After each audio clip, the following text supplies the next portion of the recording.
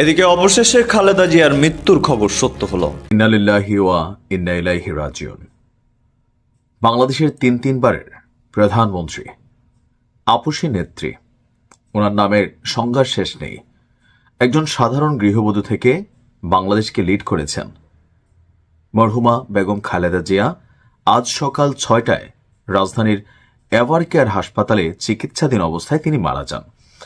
রাত 3টা-4টার দিকে যখন নিউজগুলো আমি দেখছিলাম, তখনই আমার কাছে মনে হয়েছে যে জনাব তারেক রহমান এবং ওনার পরিবারের উপস্থিতি, এমনকি এভারকেয়ারে বিএনপির খুব ঊর্ধ্বতন পর্যায়ের যারা মানুষ আছেন তাদের আসা যাওয়া, এর পরবর্তী সময় ডাক্তার জাহিদের দেওয়া যে বক্তব্য, সবকিছু মিলিয়ে মনে হচ্ছিল আজকে রাতটা তিনি আসলে পার করতে পারবেন কিনা।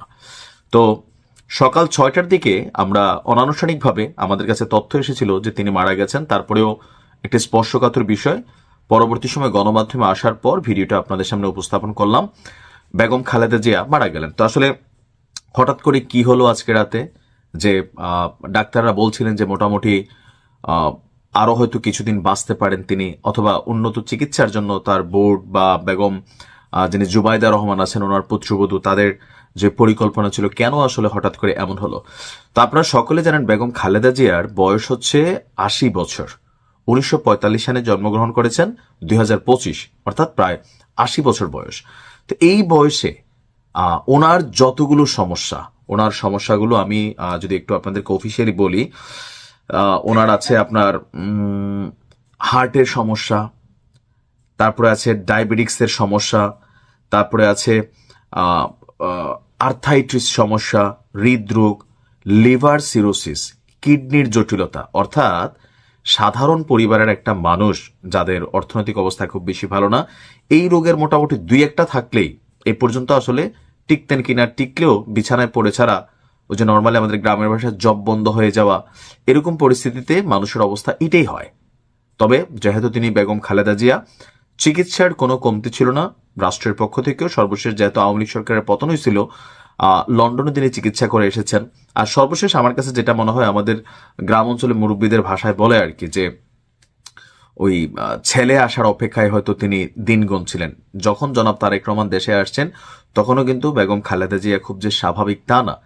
হাসপাতালে তিনি দেখতে গেছেন আইসিইউতে তার মাকে, দূর থেকে দেখছিলেন, কিন্তু মায়ের সাথে কোনো কথোপকথন অথবা মা ছেলের মধ্যে চোখ চাওয়াচাই এমন হয়েছে কিনা জানি না, কারণ তিনি দীর্ঘদিন যাবৎ যে অবস্থায় আছেন, মাঝখানে কিন্তু একটা খবর ছিল এরকম যে ওনাকে লাইফ সাপোর্টে রাখা হয়েছে, উনি আসলে বৈজ্ঞানিকভাবে তিনি জীবিত থাকলেও তিনি মারা গেছেন। এটা কিন্তু মাঝখানে খুবই একটা আলোচনা হয়েছে। আর এরকম অনেকে বলতো যে জনাব তারেক রহমান দেশে আসলে অথবা নির্বাচনের আগে বেগম খালেদা জিয়ার মৃত্যুর খবর প্রচার করা হবে নির্বাচনটা সিম্পেথি পাওয়ার জন্য। কিন্তু দিন শেষে যতটুকু আমরা বুঝলাম যে না, তিনি সুস্থই ছিলেন, মানে যেই সংকটময় মুহূর্তে তিনি পার করছেন সেই সংকটময় মুহূর্তে ছিলেন। তো আজকেও যেটা হয়েছে, ওনার সর্বশেষ এই যে দীর্ঘশ্বাস, যেটা মানে কি বলা হয় যে অ্যাজমা টাইপ যেই সমস্যাগুলো হয় আর কি, নিঃশ্বাস নিতে সমস্যা, এরকম নানান সিমটমগুলো গতকালকে থেকেই ওনার অতীতের সময়গুলোর তুলনায় বেড়ে গিয়েছিল। তো গভীর রাতে তিনি শেষ নিঃশ্বাস ত্যাগ করেছেন। সবচেয়ে বড় কথা হচ্ছে আল্লাহ পাক ওনার হায়াত আজকের দিন পর্যন্ত রেখেছেন। সেই শেষ নিঃশ্বাসটি গ্রহণ করা পর্যন্ত তিনি আসলে বৈজ্ঞানিকভাবে হোক, অফিসিয়ালি হোক, অনঅফিসিয়ালি হোক, তিনি জীবিত ছিলেন। তো আমরা দোয়া করি।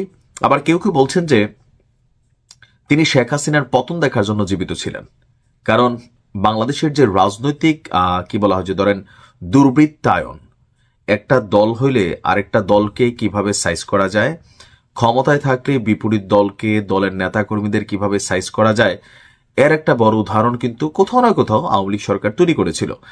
আর সামান্য 2 কোটি টাকার একটা মামলার ইস্যুতে বেগম খালেদা জিয়াকে জেল খাটতে হয়েছিল। তো স্বাভাবিকভাবে আওয়ামী লীগ সরকারের সময় ওনার যে স্বামীর বাড়ি ছিল ক্যান্টনমেন্টে, সেটাকে গুড়িয়ে দেওয়া হয়েছে।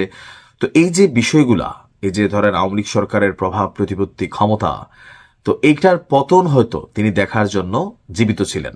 তারপরে 1 বছর প্লাস সময় হয়েছে। সবকিছু মিলিয়ে আল্লাহ ওনার হায়াত আজকের দিন পর্যন্ত রেখেছেন, তিনি আজকের দিন পর্যন্তই জীবিত ছিলেন। তো ওনার জানাজা কখন হবে, কোথায় হবে, বা কয়টা জানাজা হবে, সেটা আমরা হয়তো কিছুক্ষণ পরেই ওনার পরিবারের মাধ্যমে অথবা অফিসিয়াল স্টেটমেন্টের মাধ্যমে আমরা জানাতে পারবো। তো আল্লাহ ওনাকে দুনিয়ার জাগতিক, দেখেন মানুষ ভুল ত্রুটির ঊর্ধ্বে না, প্রত্যেকেরই ভুল ত্রুটি আছে। আল্লাহ ওনার জাগতিক সকল গুনাহকে মাফ করে দিয়ে ওনাকে জান্নাতুল ফেরদাউস দান করুক।